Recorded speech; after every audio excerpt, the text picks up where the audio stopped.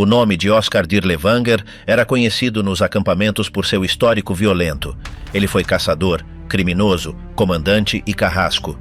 Durante anos, liderou uma unidade criada para fazer o que nem mesmo as SS convencionais se atreviam a executar, arrasando aldeias inteiras, incendiando florestas com seus habitantes dentro e exterminando civis com métodos de caça organizados. Sob seu comando, prisioneiros comuns foram recrutados para formar uma brigada que operava sem lei, alimentada por ódio, sadismo e álcool. Enquanto outros oficiais respondiam a hierarquias, Dirlewanger só respondia a seu próprio impulso destrutivo. Participou do massacre do gueto de Varsóvia, de execuções em massa na Bielorrússia e da repressão total do levante eslovaco. No entanto, quando o Reich colapsou, seu nome desapareceu com ele. Foi capturado por soldados franceses enquanto usava uma identidade falsa, mas morreu antes de enfrentar o julgamento. Encontraram-no morto em sua cela, com o rosto irreconhecível pelos golpes. Foram soldados aliados, prisioneiros vingativos ou alguém mais que não queria que ele falasse que o mataram.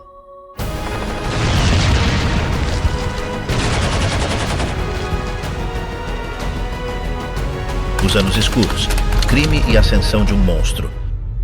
Oscar Dirlewanger nasceu na cidade alemã de Würzburg em 26 de setembro de 1895, em uma família de classe média onde seu pai, August, trabalhava como advogado e sua mãe, Pauline, cuidava do lar.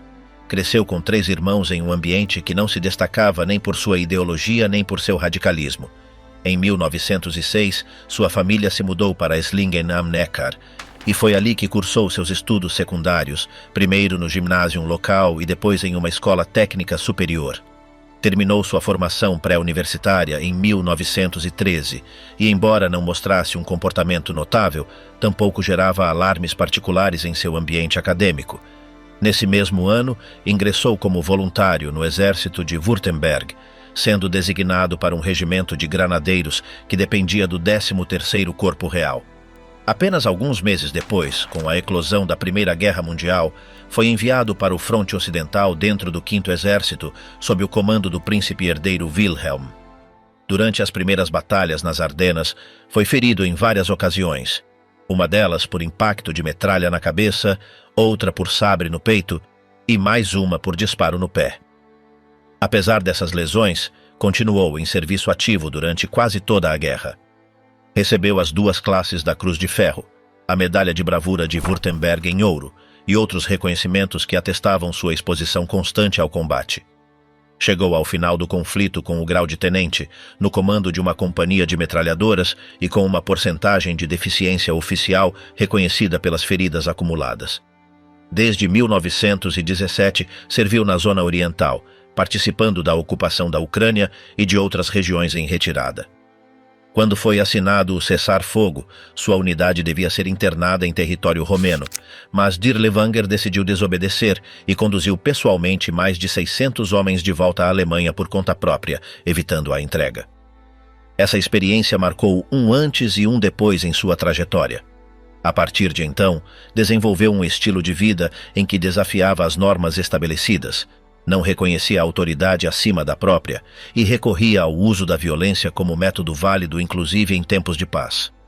Alguns relatórios policiais da época já o descreviam como instável, com problemas de álcool e com tendências agressivas que se acentuavam sob o efeito de substâncias. Ao finalizar a guerra, como muitos outros veteranos, uniu-se a diferentes grupos paramilitares conhecidos como Freikorps. Participou de ações contra insurgências comunistas em várias regiões da Alemanha e também combateu na Alta Silésia contra forças polonesas.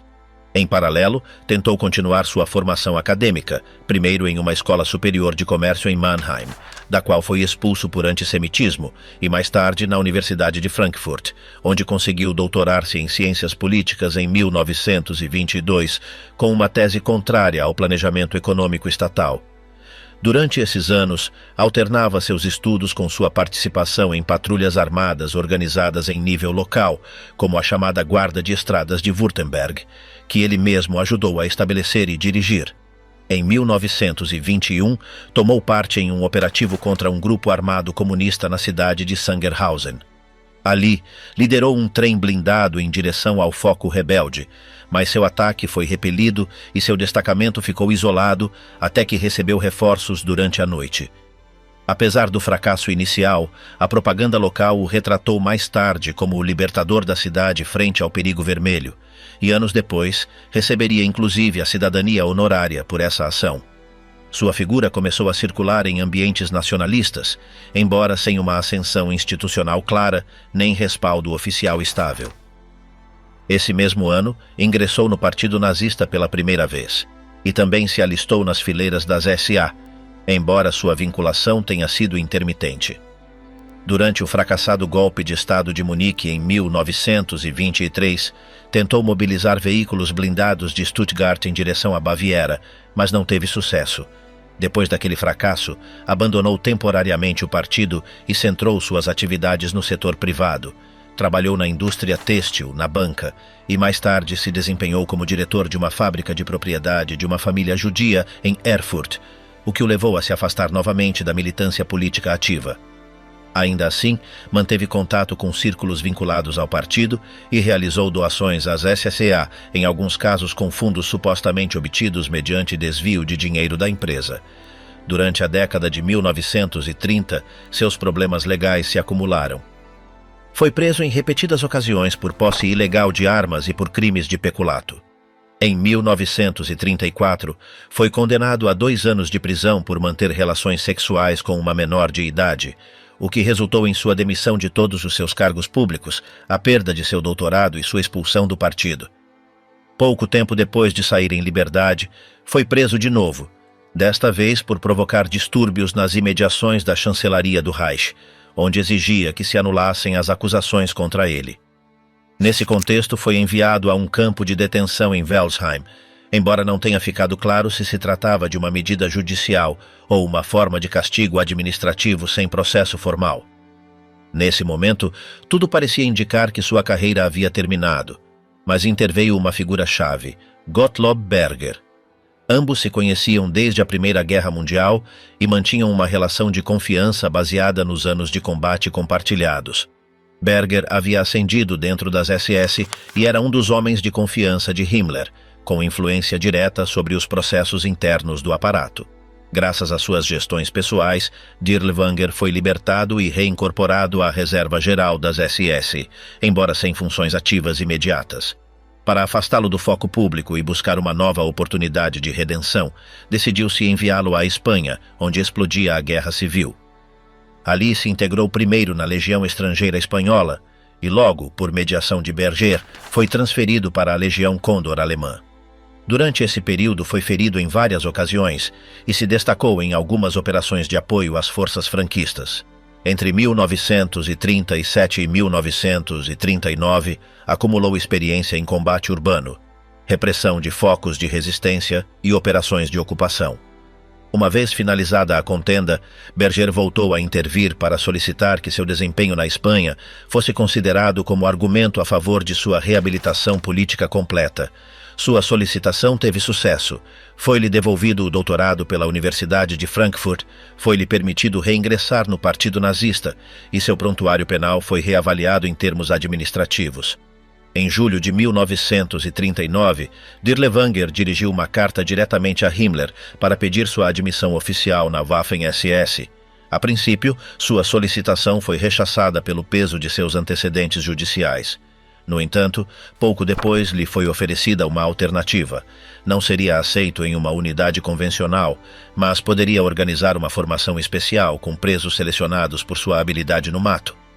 Assim nasceu o projeto de uma unidade composta por caçadores de animais convictos, justificado sob a ideia de que esses homens, acostumados a se moverem na floresta, seriam úteis para operações de contra-insurgência em zonas rurais. O que em teoria era uma proposta marginal, com fins específicos, transformou-se no primeiro passo para a construção de uma agrupação armada que não respondia aos códigos habituais da disciplina militar. A escolha de Dirlewanger como comandante não foi produto de uma avaliação profissional, mas de uma decisão política sustentada por sua proximidade com Berger e pela disposição de Himmler a utilizar recursos humanos à margem do sistema para missões que requeriam máxima brutalidade. A partir de então, seu nome começaria a circular não só entre os setores mais escuros do aparato repressivo, mas também nos despachos dos que preferiam encarregar certas tarefas sem deixar rastros legais. Dirlewanger passou de ser um veterano problemático, desprestigiado e com antecedentes, a comandante de um grupo armado com respaldo direto da liderança das SS. Seu percurso até esse ponto não obedecia a méritos nem a conquistas institucionais, mas a uma acumulação de violências, lealdades pessoais e circunstâncias excepcionais que lhe permitiram sobreviver politicamente quando outros teriam sido descartados. A guerra lhe oferecia um ambiente onde a brutalidade podia ser útil e onde seu prontuário já não era uma carga, mas uma credencial. Ainda não havia começado oficialmente o desdobramento de sua unidade, mas o marco estava estabelecido. As condições que o haviam levado até ali, proteção política, história delinquente, habilidade para operar fora do sistema, seriam as mesmas que marcariam o caráter da formação que estava para nascer.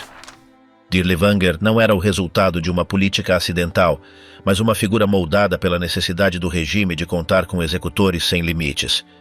Esse passado, longe de ser um obstáculo, foi o que justificou sua ascensão. Os Intocáveis de Dirlewanger, o nascimento da Brigada do Terror. Quando a guerra já havia transtornado todas as normas estabelecidas, começaram a surgir iniciativas que não seguiam nenhum padrão militar tradicional. Uma delas foi a formação de um grupo que, longe de responder a critérios profissionais ou ideológicos, se armou com indivíduos que o próprio regime havia considerado prescindíveis. A unidade se formou em paralelo aos frentes convencionais, com apoio de certas figuras de alto nível, embora à margem dos canais habituais do exército regular. O conceito por trás da criação desta unidade não seguia os padrões tradicionais. Em vez de buscar homens com experiência militar ou formação ideológica, decidiu-se recrutar convictos comuns, especialmente os que haviam cometido delitos relacionados com a caça ilegal. Himmler justificava essa decisão sob a ideia de que os caçadores ilegais possuíam habilidades úteis para combater os partisanos, a quem se considerava similares a presas que se escondiam nas florestas. Essa visão permitia converter delinquentes em soldados sob a promessa de redenção, criando um espaço dentro do aparato militar onde as normas habituais ficavam suspensas. Os primeiros recrutas foram selecionados diretamente das prisões alemãs, e a unidade começou a operar no âmbito do chamado Programa de Redenção pelo Combate. Esta iniciativa permitia a criminosos ter acesso a uma segunda oportunidade mediante o cumprimento de funções militares, embora na realidade funcionasse como uma ferramenta para empregar homens que não teriam lugar em nenhum outro corpo armado. Desde sua origem, a unidade esteve rodeada de tensões entre distintas instituições, já que as SS a toleravam, mas sem a integrar plenamente, e a Wehrmacht a observava com receio. As primeiras missões tiveram lugar na Eslováquia e na região de Lublin, na Polônia. Embora formalmente se tratasse de operações contra grupos de resistência, a prática mostrava outra coisa. As incursões se centravam em populações rurais, com ações que incluíam saques, execuções sumárias e represálias coletivas. A estrutura do grupo não permitia distinguir entre combate real e violência gratuita, e essa ambiguidade se tornou característica. Em pouco tempo, a unidade consolidou uma reputação baseada no terror, o que levou a outros comandos a expressar preocupação pelo impacto que isso teria na imagem geral do exército. A relação de Dirlewanger com seus homens era mais próxima à de um líder de gangue do que a de um comandante tradicional. Não existia uma hierarquia clara nem procedimentos padronizados. A lealdade se baseava no medo e no fato de compartilhar uma origem comum marcada pela marginalidade. Muitos dos soldados viam nele alguém que compreendia sua situação, já que ele mesmo havia passado por prisão e havia sido excluído do sistema em múltiplas ocasiões. Esse vínculo criava uma coesão interna baseada na impunidade e na violência constante. A tensão entre as distintas ramificações do aparato militar se intensificou à medida que aumentavam as denúncias contra a unidade. Da Wehrmacht chegaram múltiplos relatórios que exigiam sua dissolução, alegando que seus métodos punham em risco a disciplina geral e afetavam negativamente as operações. Inclusive dentro das SS, alguns setores expressavam mal-estar pelos crimes cometidos sob sua bandeira. No entanto, cada tentativa para limitar sua atividade era contrabalançada pelo respaldo que Himmler e Berger continuavam dando a Dirlewanger, convencidos de que seu grupo era necessário para missões que outros se negavam a executar. À medida que avançavam as campanhas no leste, a unidade começou a receber mais recursos e a se expandir. Foram incorporados novos presos, não só caçadores de animais, mas também condenados por delitos violentos, reincidentes e pessoas consideradas irrecuperáveis pelo sistema penitenciário.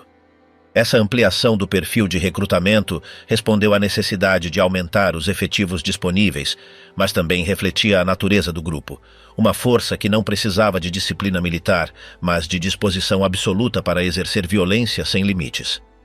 Em paralelo, se intensificavam as tentativas por parte de outros organismos de frear o crescimento dessa agrupação.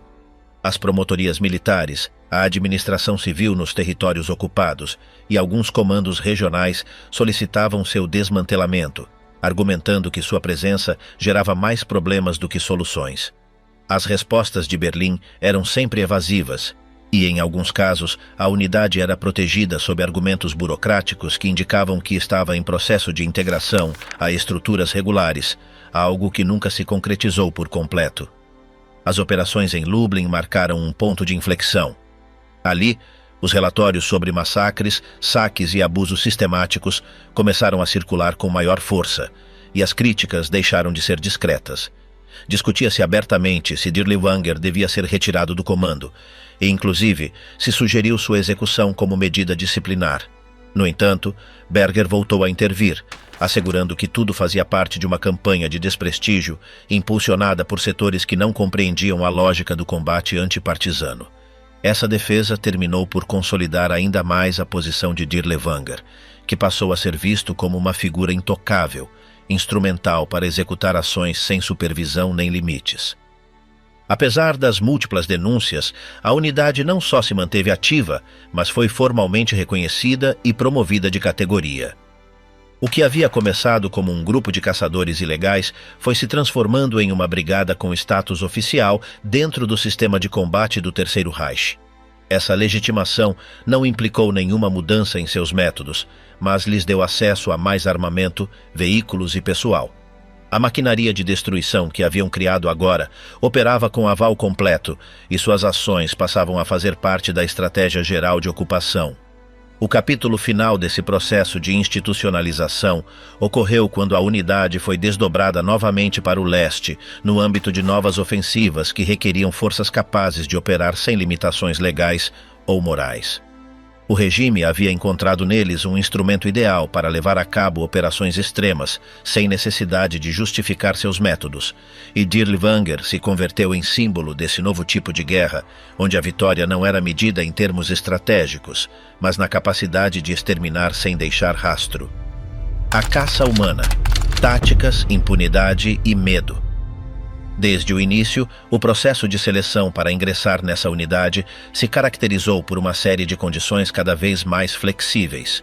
Em vez de exigir habilidades específicas ou lealdades claras, se priorizava a disposição a obedecer ordens sem duvidar, mesmo que isso implicasse cometer atos que beiravam ou diretamente superavam qualquer limite ético ou legal. Muitos dos primeiros membros provinham de prisões comuns, onde cumpriam penas por delitos como roubo, agressões ou assassinatos, e foram libertados com a promessa de uma nova identidade militar. Nesse intercâmbio implícito entre liberdade condicional e submissão total, configurou-se uma estrutura que não precisava de moral nem regras para funcionar, mas unicamente de um ambiente onde a violência fosse o idioma principal. O grupo começou a atuar em zonas onde a linha entre combate e castigo coletivo era deliberadamente ambígua. Em vez de enfrentar forças regulares em batalhas convencionais, sua tarefa consistia em arrasar localidades, executar represálias massivas e semear o terror entre populações consideradas inimigas do regime. Essa dinâmica se consolidou rapidamente como o selo da unidade, e seus integrantes se adaptaram com facilidade, já que seus antecedentes pessoais os tornavam especialmente aptos para executar ações que outros soldados, inclusive dentro das SS, consideravam excessivas ou difíceis de justificar. A impunidade operacional lhes dava uma margem de manobra absoluta, onde qualquer excesso ficava dissolvido na lógica de guerra total que o regime promovia. Os relatórios internos dos comandos superiores não demoraram a refletir que algo diferente acontecia com essa agrupação. Embora formalmente respondessem à hierarquia da Waffen-SS, Na prática, se moviam com autonomia, executando operações que incluíam assassinatos indiscriminados, saques e torturas públicas como métodos sistemáticos de repressão. Enquanto outras unidades podiam receber reprimendas por comportamentos descontrolados, neste caso, o silêncio era a norma, e em alguns casos, inclusive, se celebravam suas ações como exemplo de determinação e eficácia, embora por trás desses elogios se escondia uma clara intenção de utilizá-los como ferramenta para tarefas que outros preferiam evitar. A liderança do grupo recaiu sobre uma figura que encarnava todos os elementos que definiam seus subordinados. Não era um estrategista convencional, nem um oficial de carreira condecorado por habilidades militares, mas alguém que conhecia o funcionamento das margens institucionais e que havia sido capaz de ascender com base em sua capacidade para administrar o medo e exercer o controle através do castigo. Sua figura não impunha respeito por sua inteligência tática, mas por seu histórico de violência e sua disposição absoluta para eliminar qualquer obstáculo, incluindo seus próprios homens, se fosse necessário.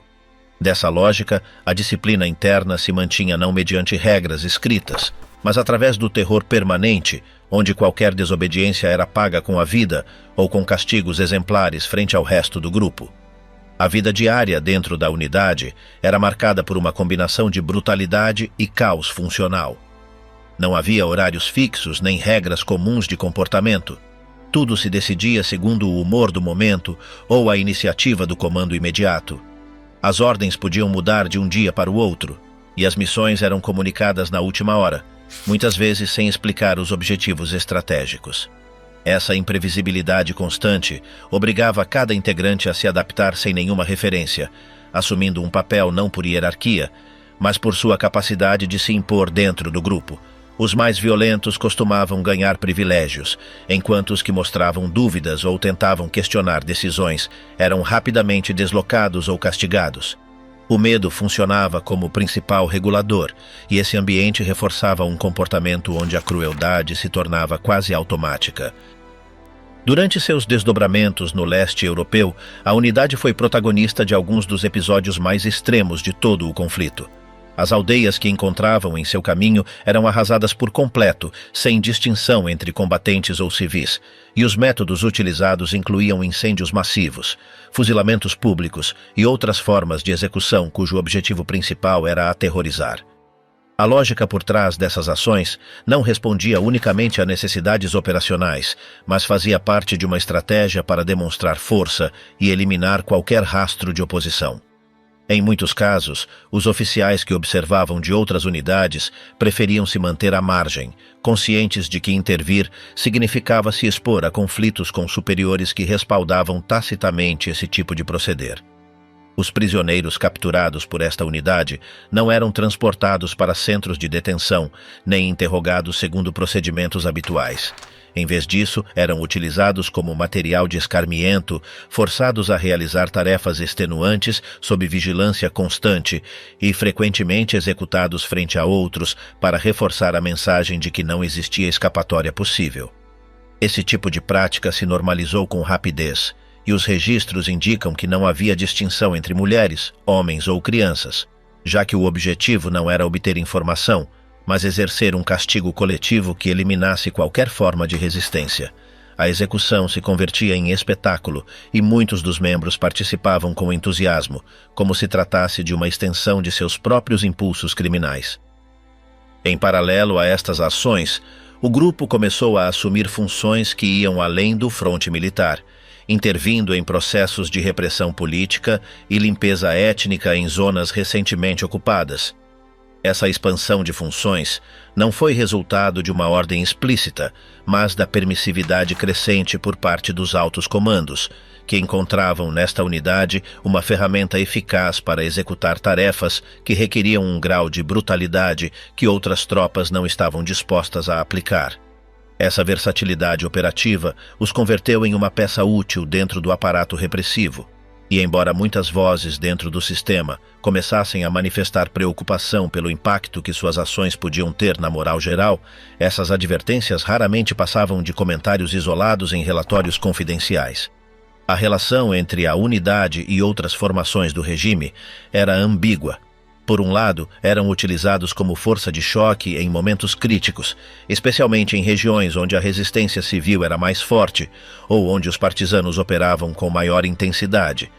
Por outro, sua presença gerava tensão, já que seu comportamento transbordava qualquer limite de convivência, inclusive dentro do marco autoritário imposto pelo regime. Houve casos documentados onde unidades regulares solicitavam a retirada desses homens de certas zonas, argumentando que sua conduta não só era contraproducente de um ponto de vista militar, mas que punha em risco a estabilidade das operações em curso. Essas petições, no entanto, eram frequentemente ignoradas. À medida que a guerra avançava e o conflito começava a se inclinar contra o regime, a unidade continuou operando sem freio, mantendo sua lógica interna intacta.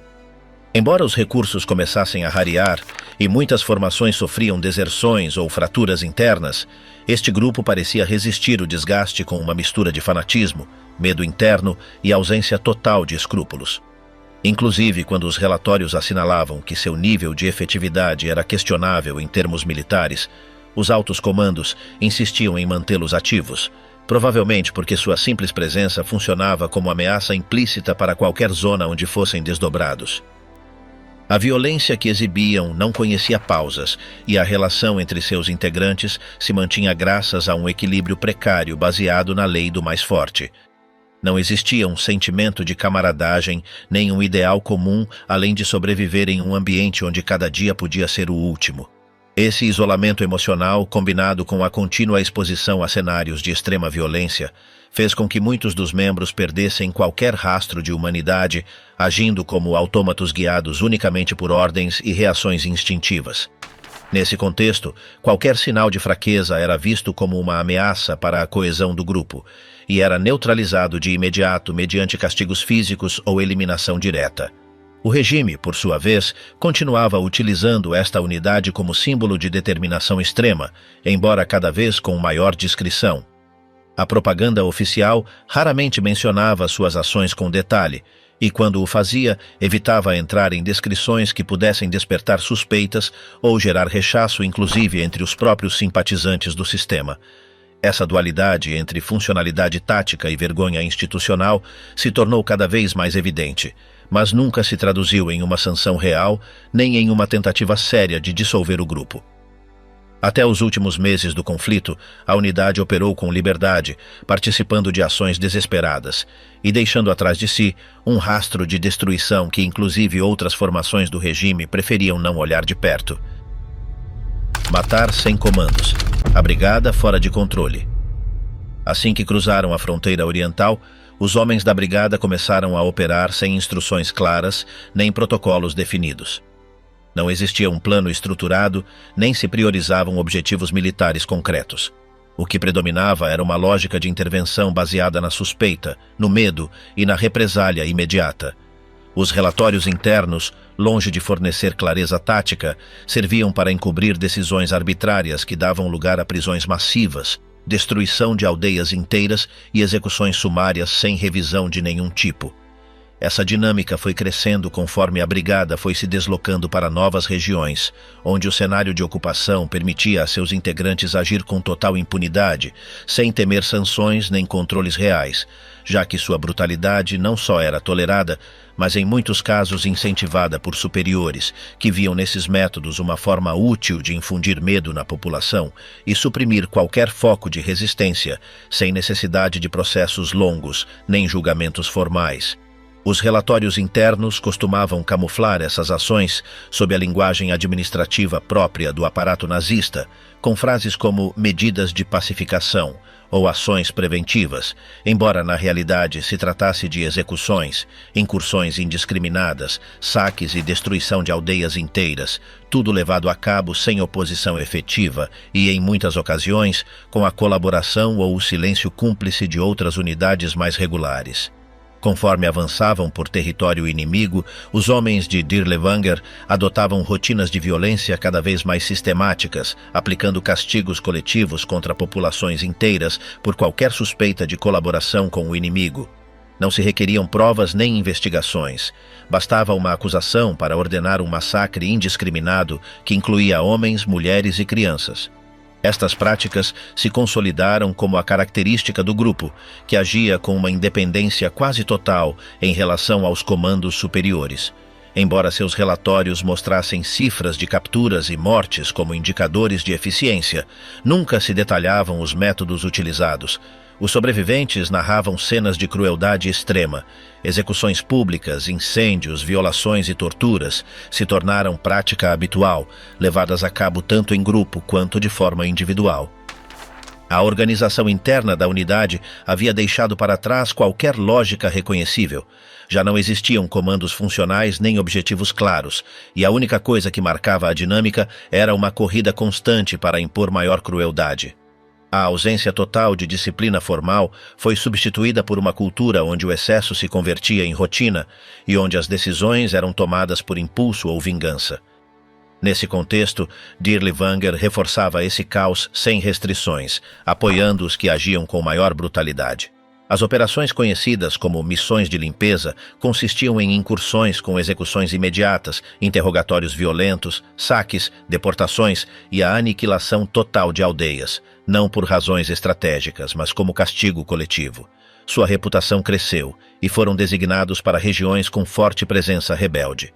Ali, aplicaram táticas extremas, escudos humanos, minas sem aviso, civis usados como guias e fuzilamentos em massa sem verificar culpabilidade. Relatórios de outras unidades descreviam caos, indisciplina e violência desenfreada. Apesar disso, os altos comandos os mantiveram ativos, convencidos de que eram necessários onde os métodos tradicionais falhavam. Essa percepção lhes outorgou carta branca para operar com total liberdade, sem prestar contas nem justificar seus atos. As linhas entre ação militar e crime massivo desapareceram. Não se diferenciava entre combatentes e civis. Os relatórios combinavam todas as mortes como se fossem baixas inimigas. As cifras eram usadas como prova de eficácia, sem análise real nem verificação independente. Esta lógica institucional consolidou um modelo baseado no abuso, onde a destruição se justificava como resultado operativo e o excesso era avalizado indiretamente. Atrás do passo da brigada ficavam rastros inconfundíveis: moradias incendiadas, corpos em fossas comuns, povoados desabitados, poços contaminados, animais mortos. Os testemunhos coincidiam quase sem variações, o que indicava um padrão compartilhado e sistemático. Tentar abandonar a unidade era castigado com a morte. O medo e a cumplicidade eram os pilares que mantinham a coesão. Ninguém podia denunciar sem se implicar também. A logística era rudimentar. O saque substituía o abastecimento formal. Isso acentuava a violência como meio de sobrevivência e dava à unidade uma independência operativa que lhes permitia agir sem coordenação com o resto do exército. Sua autonomia gerava atritos com outras tropas, que denunciavam seus excessos e se negavam a colaborar com eles, especialmente quando punham em risco operações maiores. Com o tempo, se tornaram uma entidade à parte dentro do aparato militar. Decidiam por conta própria, e o excesso já era parte de seu funcionamento habitual.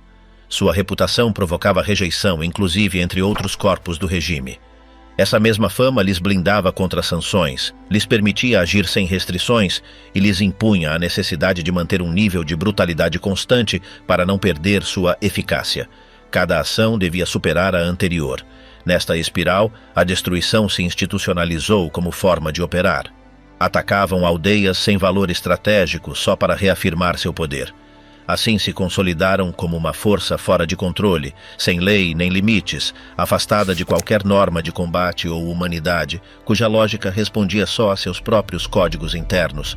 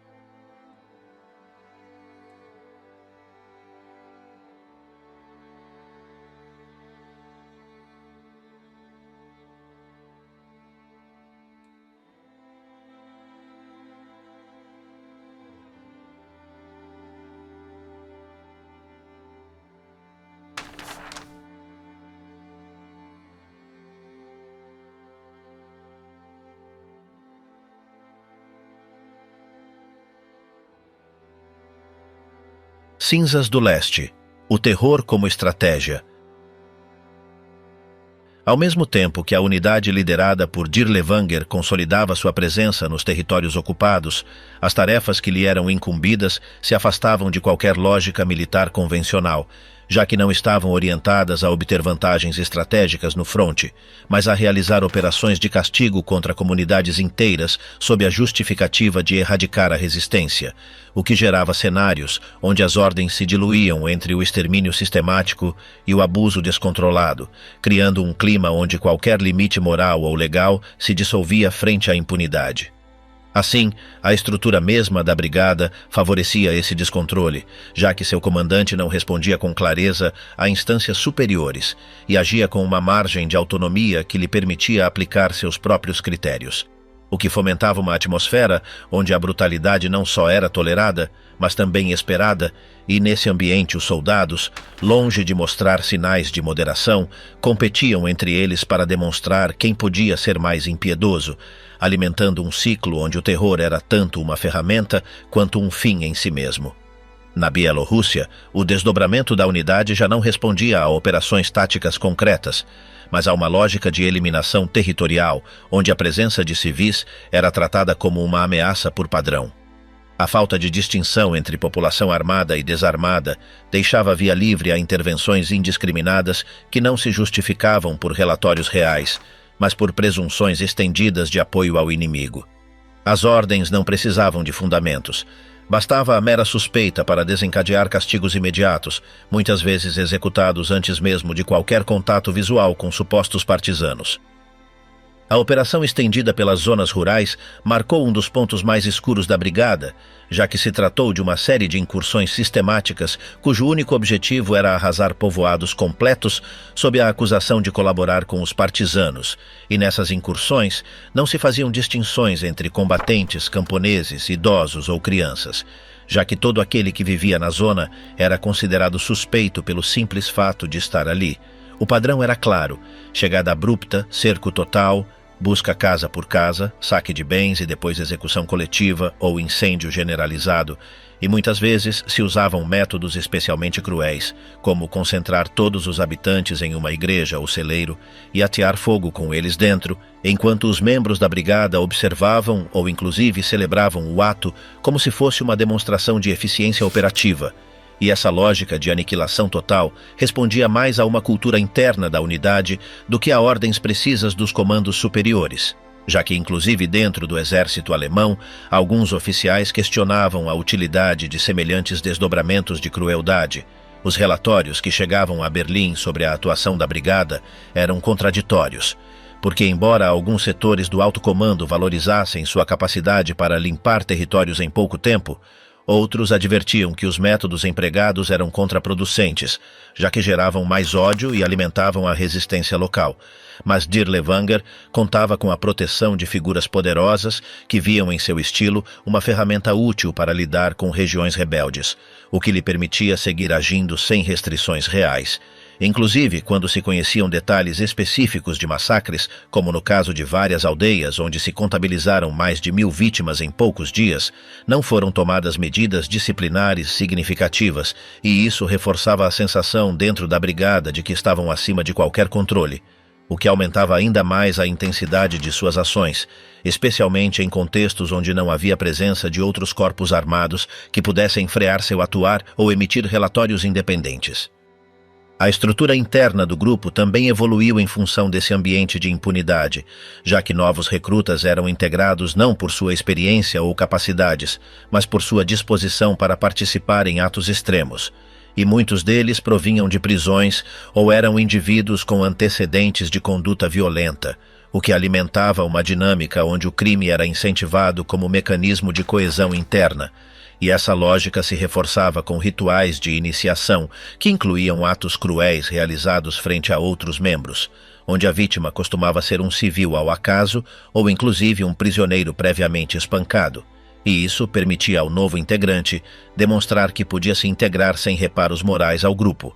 Assim, a brigada se converteu em uma espécie de microcosmo onde as regras habituais não se aplicavam. e onde a lealdade se media em termos de participação ativa no terror coletivo, criando uma espiral onde cada nova missão implicava subir mais um degrau na brutalidade aplicada. Em zonas como Lida, Baranovice ou Novogrodek, a brigada deixou uma marca de devastação, que inclusive décadas depois continuava sendo lembrada pelos sobreviventes, já que não se tratava apenas de mortes massivas, mas também da destruição completa do tecido social desses povoados, onde os poucos que conseguiam escapar ficavam marcados pelo trauma de terem presenciado a aniquilação de suas famílias e comunidades inteiras. Muitos testemunhos recolhidos em anos posteriores descreviam cenas de corpos jogados em poços, crianças assassinadas frente a seus pais, mulheres grávidas esfaqueadas em público, tudo com uma frieza que indicava que não se tratava de atos impulsivos, mas de uma prática metódica, e essa sistematicidade era um dos elementos que mais espanto gerava, já que deixava claro que a barbárie era parte do funcionamento cotidiano da unidade e não um desvio ocasional. No fronte oriental, a brigada também foi utilizada em operações que combinavam ações de combate e tarefas de limpeza ideológica, como a perseguição de judeus, ciganos e outros grupos assinalados pelo regime, e embora não fosse oficialmente parte do aparato encarregado dos campos de concentração, atuava muitas vezes como força de captura ou execução, com liberdade para decidir o destino dos detidos sem intervenção de organismos judiciais ou administrativos, o que ampliava seu raio de ação e aumentava sua periculosidade. Em muitos casos, foram registrados execuções em massa em campos abertos, fossas comuns escavadas pelos próprios prisioneiros antes de serem assassinados, ou fuzilamentos improvisados nas margens das estradas, tudo sem nenhum tipo de registro formal, o que fez com que grande parte dessas ações ficassem fora dos relatórios oficiais, embora sua memória persistisse nos relatos das vítimas. A relação da brigada com outras unidades do exército alemão era tensa e ambígua, porque se bem operavam dentro do mesmo marco geral de ocupação, muitos oficiais consideravam que os métodos de Dirlewanger eram inaceitáveis, inclusive sob os parâmetros do regime, e vários tentaram denunciar seus excessos ou limitar seu raio de ação, embora quase sempre sem sucesso, já que os contatos políticos do comandante eram suficientemente influentes para neutralizar qualquer tentativa de freio. Em alguns casos, houve enfrentamentos abertos entre soldados da brigada e membros de outras divisões, especialmente quando coincidiam em zonas onde os métodos de uns chocavam com os protocolos dos outros e, embora essas tensões gerassem conflitos internos, não se traduziram em sanções efetivas, o que mostrava até que ponto a unidade atuava como um corpo paralelo dentro da estrutura militar. A figura de Dirlewanger, longe de representar uma liderança tática clássica, funcionava como um símbolo da brutalidade sem filtro, e sua presença no campo de batalha costumava ser sinônimo de que se avizinhavam dias de massacres e saques. Seus subordinados o seguiam não tanto por respeito às suas capacidades, mas pelo clima de permissividade que instaurava, onde sabiam que podiam agir sem consequências, e isso consolidava uma forma de autoridade baseada no medo e na cumplicidade no crime, mais do que na disciplina ou na estratégia. Assim, o poder dentro da brigada não se estruturava verticalmente de forma tradicional, mas operava como uma rede de alianças entre os que compartilhavam o mesmo impulso destrutivo, e isso fazia com que as decisões fossem tomadas muitas vezes por consenso informal entre os mais violentos, reforçando ainda mais o caráter caótico e criminoso do grupo. Essa etapa de consolidação no leste deixou uma marca indelével tanto nas zonas ocupadas quanto na reputação da brigada, que começou a ser mencionada inclusive entre os inimigos como uma força temível não por sua efetividade militar, mas por sua capacidade de gerar terror indiscriminado, e essa fama funcionava como uma ferramenta adicional, já que muitas populações, ao saberem que se aproximavam, optavam por fugir antes do contato, o que facilitava o avanço, mas também aumentava a brutalidade, já que a frustração de não encontrar vítimas imediatas costumava se traduzir em represálias contra qualquer rastro humano encontrado no caminho, desde animais domésticos até idosos desorientados, tudo convertido em alvo pelo simples fato de existir no território designado como hostil. Em direção ao final dessa fase, A brigada havia deixado de ser uma unidade de combate para se converter em uma máquina de destruição sem controle, cuja lógica operativa já não respondia a objetivos estratégicos, mas a uma inércia de violência que se alimentava de si mesma, e qualquer tentativa de reconduzi-la a formas mais estruturadas de operação resultava inútil, já que a deterioração moral era tão profunda que nem mesmo os oficiais mais experientes podiam estabelecer um mínimo de disciplina, o que confirmava que não se tratava de um fenômeno isolado, mas do resultado direto de ter incentivado durante tanto tempo a crueldade como ferramenta principal de ação. E essa realidade marcou para sempre o caráter da unidade, que desde esse momento seria lembrada não por suas conquistas militares, mas pela brutalidade sem limites que exercia sobre os mais indefesos. Últimos territórios. O delírio final. Durante a fase final da guerra, quando o caos começava a se estender pelas forças do Terceiro Reich, a brigada de Dirlewanger foi enviada a novos cenários marcados por uma crescente perda de controle e uma escalada de violência sem direção clara. Com o fronte oriental colapsando diante do avanço soviético, muitas unidades alemãs se replavam para zonas onde ainda se tentava manter uma defesa simbólica. Nesse contexto, o grupo liderado por Oskar Dirlewanger foi destinado a território eslovaco justo quando ocorria a insurreição nacional contra o domínio alemão, o que ativou o desdobramento imediato de tropas conhecidas por seus métodos extremos. O regime apostava em forças não convencionais para retomar o controle mediante castigos exemplares, sem se importar com os custos nem com a percepção exterior. O ingresso da brigada na Eslováquia trouxe consigo uma onda repressiva marcada pela sistematicidade e pela brutalidade. Embora os métodos já tivessem sido aplicados em outras regiões, neste caso adquiriram uma intensidade maior. Não só se perseguia líderes insurgentes, mas também foram implementadas medidas amplas de repressão civil, buscas sem aviso prévio, fuzilamentos ao ar livre, demolição de moradias e rastros de ruína social impossíveis de reverter. A justificativa oficial era erradicar a insurgência, mas na prática qualquer sinal de suspeita era suficiente para desencadear represálias imediatas, muitas vezes sem coordenação hierárquica nem planejamento estratégico reconhecível. Durante essa etapa, as decisões operativas dentro da brigada passaram a depender quase por completo do critério individual dos comandos intermediários. Muitas ações eram executadas sem respaldo logístico nem tático, apenas impulsionadas pela necessidade de impor castigo ou semear medo. Essa autonomia sem filtros provocou um aumento significativo no número de vítimas e aprofundou a anarquia interna. À medida que se consolidava esse funcionamento autônomo, também se multiplicavam as denúncias por abusos sexuais, torturas sistemáticas e desaparecimentos arbitrários, sem que existisse uma vontade real do Estado-Maior para deter a espiral. A configuração interna da unidade, longe de se ordenar, se tornava mais errática.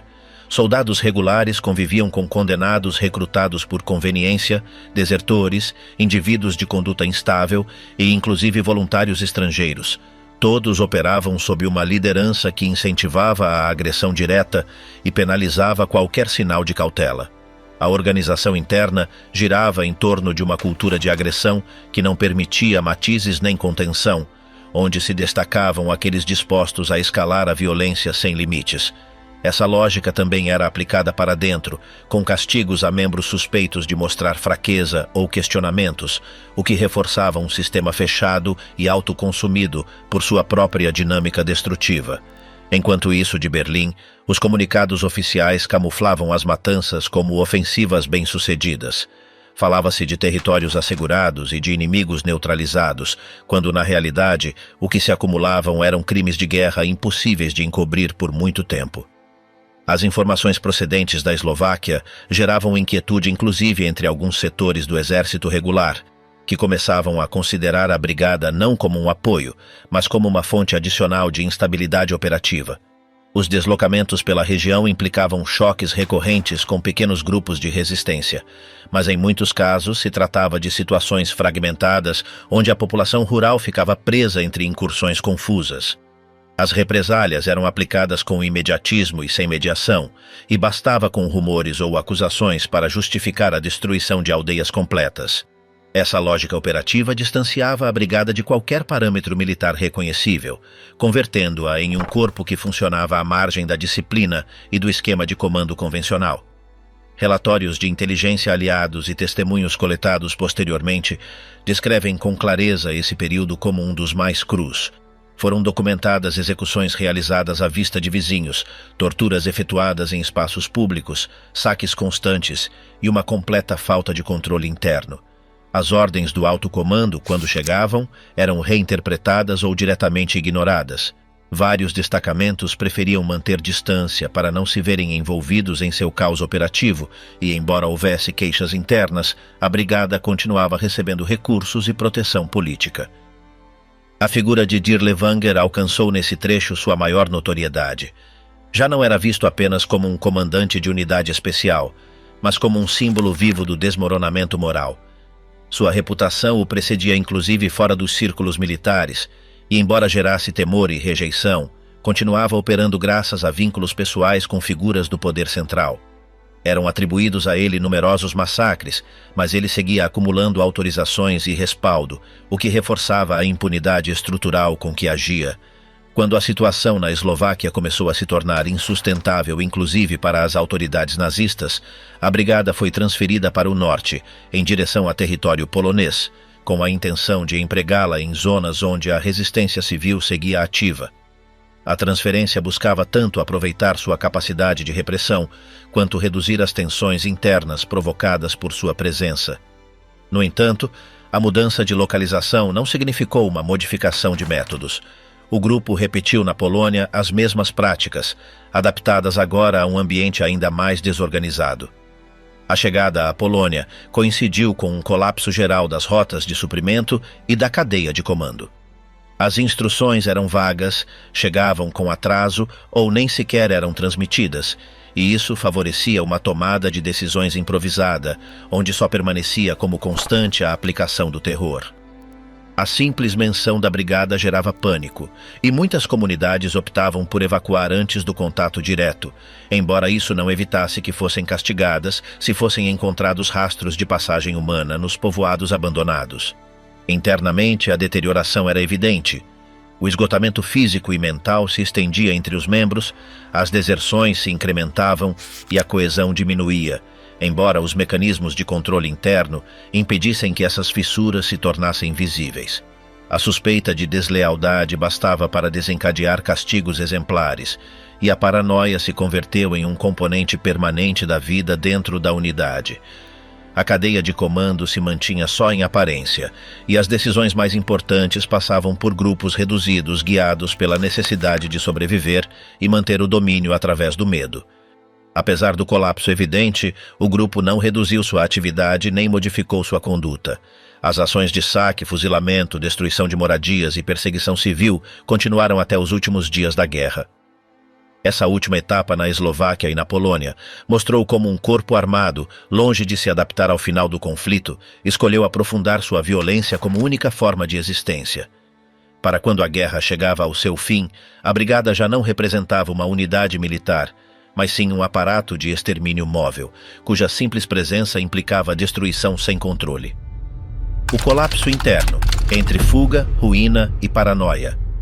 Conforme o fronte retrocedia e a estrutura do Terceiro Reich desmoronava, as autoridades tentaram alocar seus elementos mais comprometedores em setores onde sua presença não resultasse em um risco imediato para a imagem ou a ordem interna. Nesse processo, a brigada Dirk Levanger foi enviada a território eslovaco, não por razões táticas claras, mas para manter operativa uma força que já não se encaixava nos moldes convencionais, mas que ainda era vista como útil para missões de repressão sem contemplações. Sua presença causou alarme entre os residentes e também entre alguns quadros militares, que advertiam sobre o comportamento errático de uma unidade que não respondia a canais normais de comando nem a normas estabelecidas. Dirk Levanger, por sua vez, exercia um papel que combinava formalidade nominal com autoridade personalista. Embora teoricamente subordinado ao sistema das Waffen-SS, seu poder real não dependia dessa estrutura, mas de sua relação com certos setores de poder político, que lhe permitiam operar com independência quase total. No contexto eslovaco, aproveitou o vazio organizativo para consolidar um esquema onde ele decidia quais ordens seguir e quais ignorar. Esta situação foi aproveitada por seus subordinados, que intensificaram as incursões contra populações suspeitas, sem requerer aprovação superior nem justificativa formal. Em muitos povoados, o medo substituiu qualquer forma de normalidade e bastava uma acusação informal ou uma simples suspeita para provocar assassinatos públicos, incêndios e saques. Os ofícios enviados por funcionários locais documentavam episódios difíceis de explicar, inclusive dentro do marco da guerra. Execuções de civis sem julgamento, destruição de moradias completas, violações massivas e deslocamentos forçados. As aldeias eram arrasadas não por estratégia militar, mas como gesto intimidatório. Em vez de debilitar as forças irregulares, este proceder amplificou o apoio à resistência e gerou rejeição, inclusive entre colaboradores prévios. A imagem da brigada se tornou tóxica e sua simples presença era vista como um perigo para qualquer tipo de autoridade civil ou militar na zona. Alguns oficiais alemães começaram a emitir relatórios diretos alertando sobre a impossibilidade de trabalhar com eles. As diferenças entre unidades regulares e o grupo de Dirlewanger se tornaram mais profundas. Enquanto uns tentavam manter uma aparência mínima de profissionalismo, outros entendiam que coexistir com essa brigada implicava renunciar à ordem e à disciplina. Em várias ocasiões foi solicitada sua dissolução ou sua retirada de setores críticos, alegando que sua conduta atentava contra a coesão do exército e danificava irreversivelmente as relações com as comunidades ocupadas. Mas, do Comando Central, a resposta foi mantê-los em ativo, argumentando que seu nível de dureza continuava sendo útil em zonas de conflito. Esta decisão gerou uma crescente divisão entre os que defendiam ainda certo rigor militar e aqueles que aprovavam a brutalidade como mecanismo de controle. Dentro dos assentamentos temporários, a situação não melhorava. As denúncias por abusos se multiplicavam e os mecanismos de controle eram inexistentes. A liderança de Dirlewanger promovia um ambiente onde a obediência à sua figura era a única regra válida. Qualquer novo integrante devia demonstrar sua pertença mediante atos de violência. Não existia código ético nem supervisão externa. As sanções internas não respondiam a violações morais, mas a desacatos pessoais. O grupo funcionava como uma estrutura hermética onde só importava a lealdade para com a figura do comandante. Inclusive dentro das SS, seu nome começava a ser visto como um problema sem solução clara. Com o avanço soviético e o afundamento geral do fronte oriental, o lugar que Dirlewanger ocupava no aparato militar começou a se erodir. Embora ainda fosse apresentado como exemplo de repressão eficaz, sua unidade estava cada vez mais isolada. As perdas constantes, o esgotamento de recursos humanos, a deterioração psicológica de seus membros e a impossibilidade de integrar operações conjuntas o reduziam a uma ferramenta de emergência para missões sem retorno. Em vez de ser parte de manobras com objetivos concretos, eram enviados a frentes sem planejamento, como se sua função fosse resistir até o limite ou desaparecer no processo. O seguinte traslado os levou às zonas do interior alemão, onde o regime buscava frear de qualquer forma o avanço aliado. Esta última realocação precipitou o colapso do grupo. A logística era inexistente, as comunicações eram erráticas e as divisões internas começavam a aflorar. As baixas eram insubstituíveis, os conflitos entre membros se agravavam e as tentativas de manter coesão se reduziam à ameaça constante. Dirlewanger persistia em negar a realidade do desmoronamento, tentando reativar a unidade como se ainda tivesse alguma função estratégica. Movia-se por rotas já desabitadas ou sem relevância militar, arrastando seus homens sem direção clara nem objetivos definidos.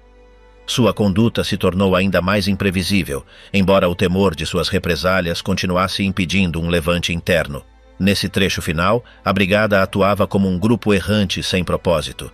Deslocavam-se por zonas rurais afastadas, buscando refúgio, provisões ou simplesmente evitando o contato com outras unidades. Já não eram uma formação militar, mas um resíduo armado que operava em estado de fuga. As incursões não seguiam nenhum padrão lógico e só serviam para obter alimentos, bebida ou vingança simbólica. Os habitantes de pequenas comunidades foram vítimas de ataques sem lógica, executados por homens sem rumo nem liderança operativa. As ações já não tinham relação com o conflito, mas com a desintegração psicológica e moral dos perpetradores. Finalmente, com os aliados fechando o cerco sobre o centro da Europa, a brigada deixou de existir como estrutura ativa. Muitos de seus integrantes foram detidos ao acaso, sem oferecer resistência, enquanto tentavam se camuflar entre civis ou assumir outras identidades. Alguns foram entregues pela própria população, outros identificados por sobreviventes. Não houve batalha final, nem combate organizado. O que ocorreu foi uma desintegração paulatina, onde cada indivíduo tentou escapar como pôde. O que alguma vez foi apresentado como uma força de choque terminou convertido em um símbolo de fracasso total, do uso irracional da violência e do colapso de uma lógica política que permitiu seu ascenso. Dirlewanger, embora ainda seguisse com vida, já não tinha destino possível. Silêncio na cela. A morte sem julgamento de Dirlewanger. Durante os últimos compassos da guerra, quando o caos se apoderava do fronte oriental e os comandos do Terceiro Reich começavam a desaparecer entre ruínas e silêncios, a figura de Oskar Dirlewanger, convertida já em sinônimo de brutalidade sem limites, se desvanecia em meio à sua própria sombra. À medida que as tropas soviéticas avançavam sem trégua e Berlim se convertia em uma cidade sitiada do leste e do oeste, o batalhão, que alguma vez havia sido útil para tarefas extremas, ficou reduzido a um conjunto de restos desorganizados, onde cada um buscava sua salvação pessoal sem importar os métodos. Enquanto alguns oficiais de alto escalão tentavam fugir com novas identidades ou se esconder em conventos, Dirlewanger se movia entre povoados alemães decompostos, refugiado em seu nome e temido inclusive por quem compartilhava seu uniforme, embora ninguém pudesse mais garantir-lhe segurança. Em maio de 1945, com a Alemanha já rendida e os campos de concentração abertos pelos aliados, Dirlewanger foi localizado por forças francesas na região de Altdorf, perto de Lindau. Usava um nome falso, usava um uniforme emprestado e se fazia passar por um soldado a mais entre os muitos prisioneiros capturados em retirada. Sua detenção não foi produto de uma operação cirúrgica nem de um esforço de inteligência centralizada, mas o resultado do acaso, da suspeita de alguns soldados franceses que notaram seu comportamento errático e o medo que inspirava entre quem compartilhava a cela com ele. Uma vez preso, foi transferido para a prisão de Altshausen, uma pequena instalação sem grandes medidas de segurança, onde os prisioneiros costumavam permanecer temporariamente antes de sua transferência para campos de internamento mais organizados. Ali, sua identidade real foi confirmada por outros prisioneiros alemães que o reconheceram, não só por seu rosto, mas pelas histórias que o acompanhavam. O rumor de que Dirlewanger estava preso se espalhou rapidamente entre os guardas e prisioneiros, e não demorou a gerar tensões crescentes. Em 2 de junho, seu cadáver apareceu sem vida, com sinais claros de ter sido brutalmente espancado. Embora os documentos oficiais tenham assinalado que ele havia morrido em consequência de uma briga entre presos, no ambiente carcerário se assumia sem rodeios que ele havia sido assassinado deliberadamente por membros da resistência polonesa ou por soldados franceses, aproveitando a falta de vigilância. Ninguém o reclamou. Ninguém pediu explicações formais, e as autoridades não iniciaram nenhuma investigação profunda. Seu corpo foi enterrado em uma fossa comum, sem lápide nem identificação, e durante anos o paradeiro de seus restos ficou envolto em incerteza. Com o tempo, alguns afirmaram ter encontrado sua tumba, outros disseram que ele nunca foi localizado, e houve inclusive quem sustentou que ele conseguiu escapar com outra identidade, embora todos os documentos disponíveis apontem com clareza para sua morte em Altshausen. O desaparecimento físico de Dirlewanger não eliminou o peso do que sua unidade havia representado. Durante os anos seguintes, ao tempo que se desenvolviam os julgamentos de Nuremberg e outras investigações posteriores, seu nome foi mencionado em vários testemunhos como símbolo dos métodos mais extremos aplicados pelo regime nazista. No entanto, devido à sua morte prematura, nunca enfrentou julgamento nem pôde ser interrogado, o que permitiu que algumas das responsabilidades ficassem diluídas entre outros comandos intermediários ou simplesmente não fossem documentadas com precisão. A Brigada Dirlewanger, já dissolvida, ficou associada permanentemente aos massacres de civis em vários frontes do leste, com a repressão violenta do levantamento de Varsóvia e com os saques sistemáticos cometidos contra povoados inteiros. Seu nome se converteu em sinônimo de brutalidade institucionalizada, e seu legado contaminou inclusive aqueles oficiais que haviam servido nela de forma forçada ou marginal. Com o passar dos anos, distintos historiadores, comissões de memória e organismos de direitos humanos começaram a rastrear os sobreviventes de sua unidade. Alguns foram capturados na América do Sul, outros localizados na Europa do Leste, e uns poucos conseguiram permanecer ocultos durante décadas sob outras identidades. A maioria, no entanto, morreu no anonimato, longe do castigo judicial e sem deixar testemunhos. Muitos dos arquivos relacionados com a brigada foram destruídos pelos próprios alemães em retirada, e a informação conhecida sobre suas operações provém em grande parte dos relatórios soviéticos, declarações isoladas e documentos dispersos. Esta fragmentação tem dificultado a reconstrução completa das ações do grupo, mas não impediu que se consolidasse a imagem de uma formação que operou sempre fora de qualquer margem legal ou ética. Em termos históricos, o final de Dir Levanger simbolizou algo mais profundo do que a queda de um indivíduo.